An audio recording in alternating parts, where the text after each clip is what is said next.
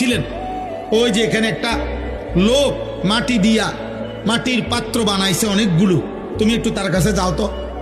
কুমার আর কি, কুমার। ইউনুস আলাইহিস সালাম ওই লোকটার কাছে গেছেন।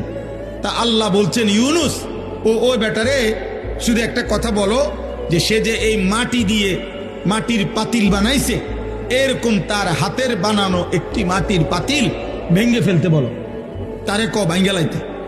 ইউনুস আলাইহিস সালাম বলছে, হে ভাই, আপনি আপনার বানানো এই মাটির পাতিল থেকে একটি পাতিল ভেঙে ফেলেন।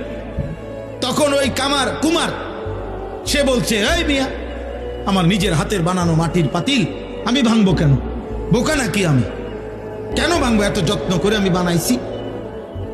আল্লাহর কসম, ইউনুস আলাইহিস সালামকে আল্লাহ তাআলা তখন ডাক দিয়ে বললেন, ইউনুস, মাটির পাতিল যে বানায়, এমন এক মানুষ যদি এক সাধারণ মাটির পাতিল নিজের হাতে বানানো ভাঙতে না চায়, আমি যারে মায়ের পেটে 9 মাস রেখে নিজের হাতে সাজাইছিলাম, আমার দেওয়া চোখ নাক কান দিয়ে আমি বানাইছি যারে, আমার সেই বান্দাকে আমি কেমনে জাহান্নাম দিই?